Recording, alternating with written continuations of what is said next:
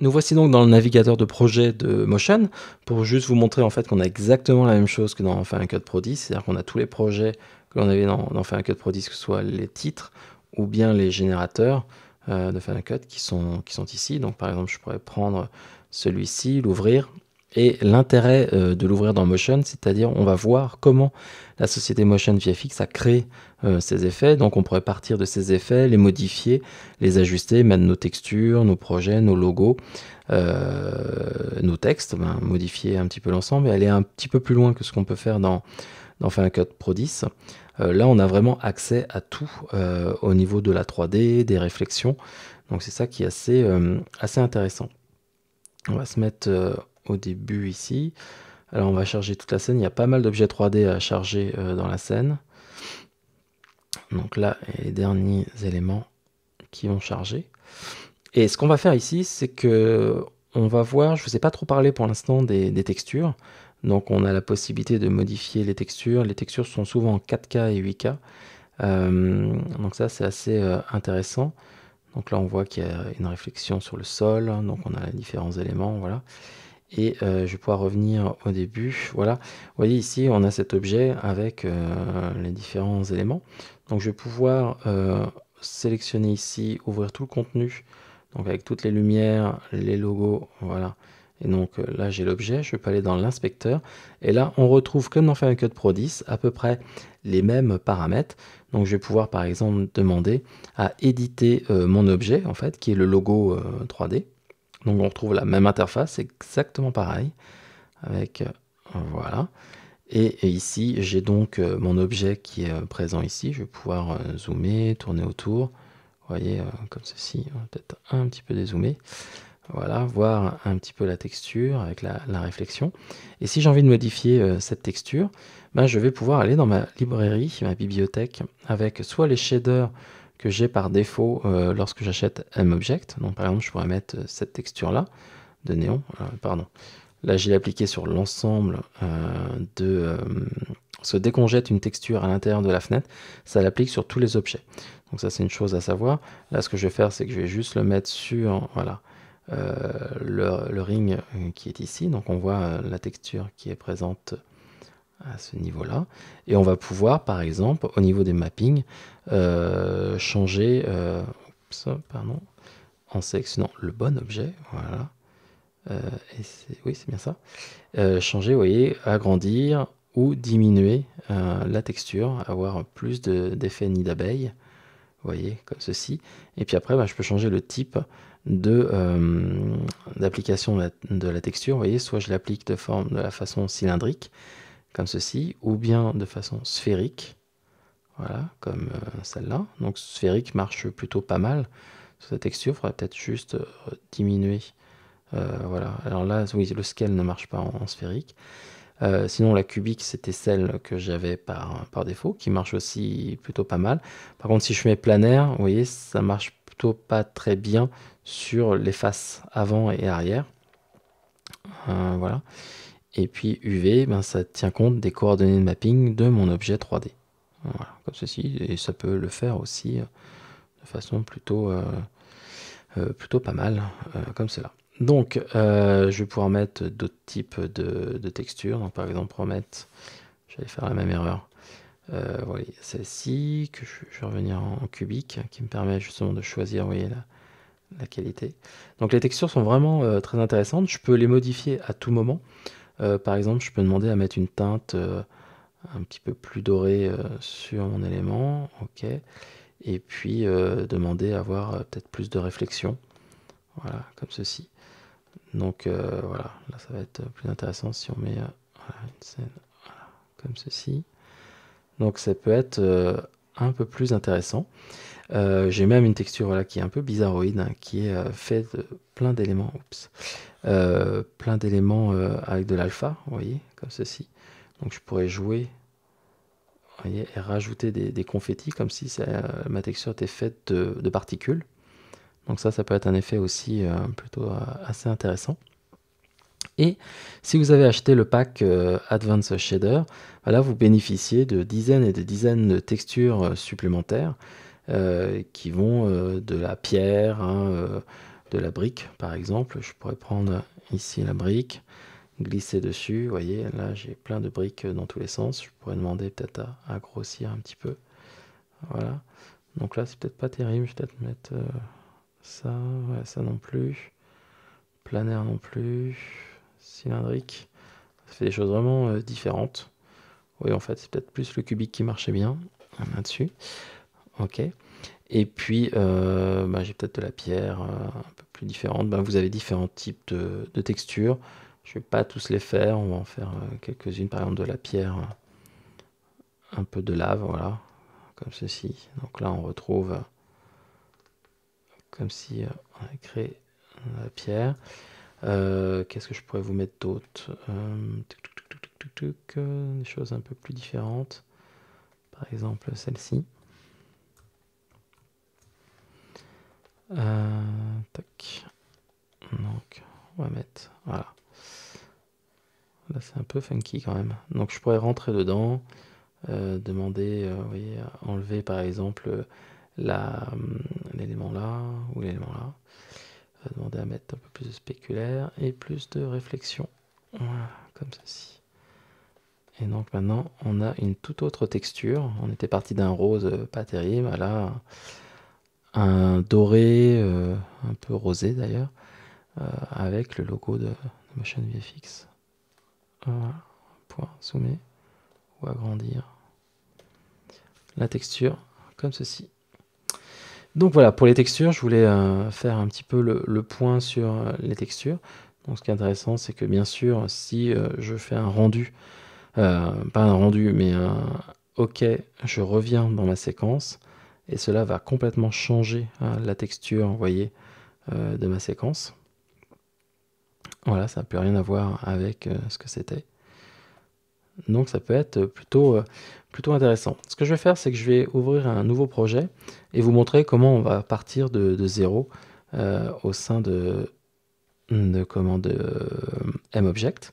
Donc là, je vais partir d'un projet complètement vierge et je vais vous montrer comment, à partir d'un projet vierge, intégrer vos éléments. Donc j'ai déjà un groupe. Ce que je vais faire avant tout, c'est mettre par exemple un fond.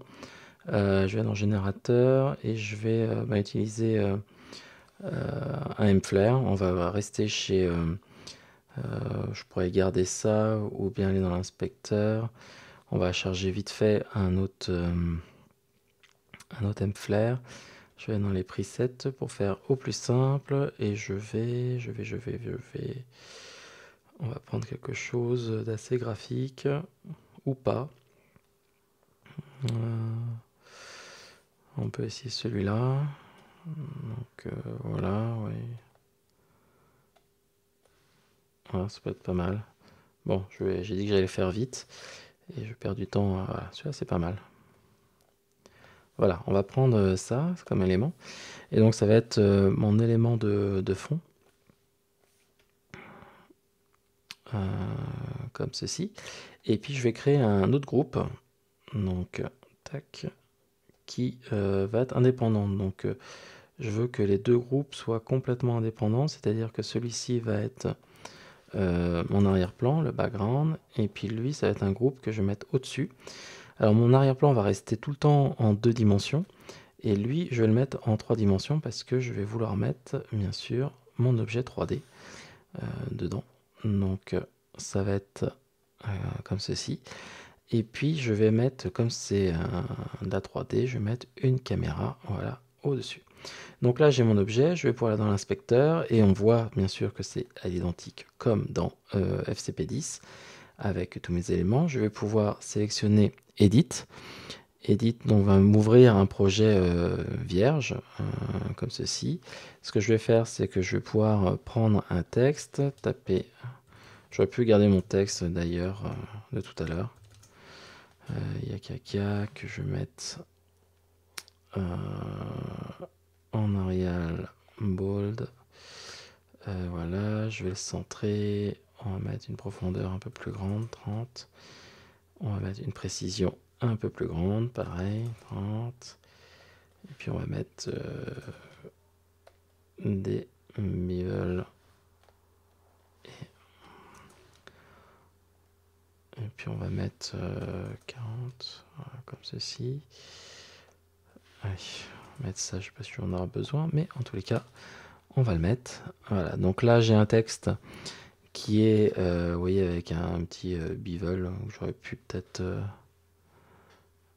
pousser un petit peu plus en distance. On va mettre ça.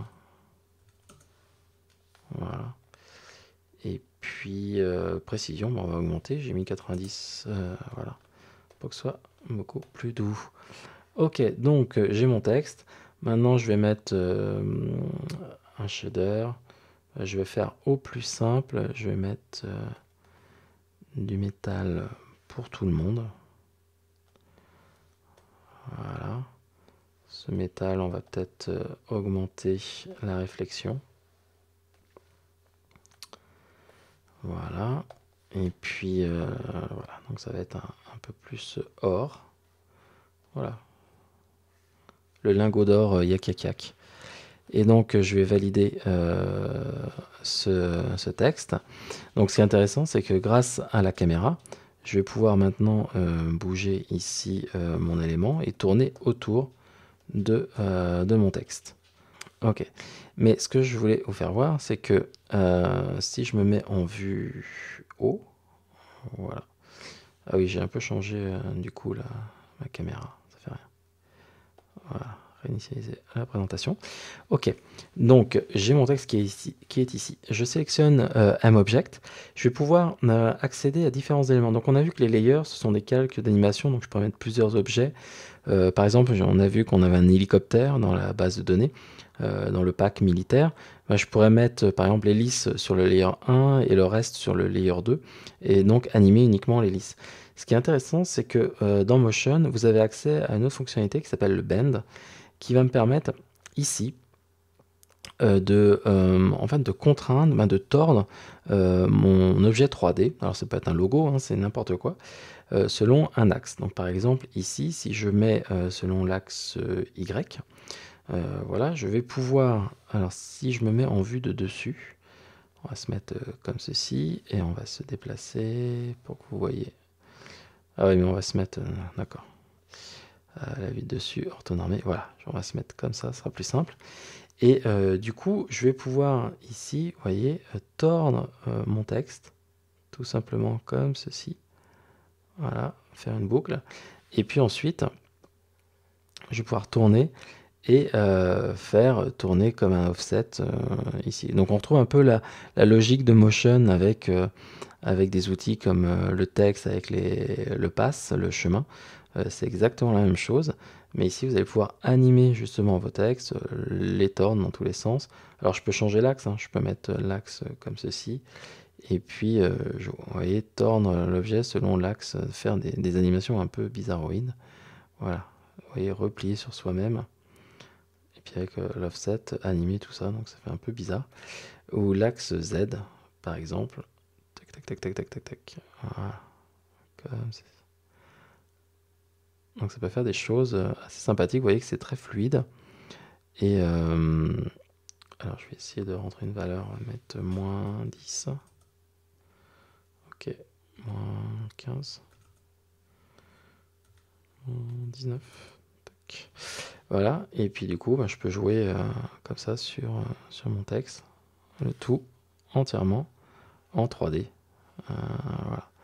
Donc c'est assez intéressant. Il faudrait qu'il y ait un peu plus d'options, mais ça, il y a pas mal de choses qui vont arriver dans le futur pour MObject, pour choisir justement de garder toujours face les lettres, face à la caméra, ainsi de suite. Donc ça pourrait être, on pourrait avoir ce genre de choses, mais en fait, on peut l'avoir sur... Mais il y a pas mal de choses à faire, donc si vous voulez faire le logo Universal avec la sphère au milieu, vous pouvez le faire directement ici. Donc c'est assez sympathique de pouvoir faire ce genre de choses directement dans Motion, et surtout en fait d'avoir un objet 3D avec une caméra. Alors d'ailleurs, en parlant de ça, je vais vous charger un autre projet qui est une une vidéo, je vais vous montrer ici, qui est assez simple. C'est juste une vidéo, donc un survol en hélicoptère qui a été filmé, bien sûr. Donc on va pouvoir avoir cet élément-là. Et ce que j'ai fait, c'est que j'ai pris cette vidéo et j'ai fait un track 3D avec un tracker 3D. Et ensuite, j'ai exporté Alors le but d'un track 3D, c'est d'analyser différents points. Donc je vais montrer par exemple ici, j'ai quelques dizaines de trackers, de points de track. Je vais vous montrer. Voilà. Donc je vais les mettre en 3D, vous affichez la grille, ce sera mieux. Donc on a donc les points de track, vous voyez, donc c'est comme un track en 2 dimensions, sauf qu'une fois comme on en a plein, à partir de là, les trackers 3D ont un algorithme qui permet de retrouver la position de la caméra, en fait, pour avoir une consistance par rapport au mouvement que l'on a de tous les points. Et donc une fois qu'on a le mouvement de la caméra, on peut l'exporter et l'importer dans Motion.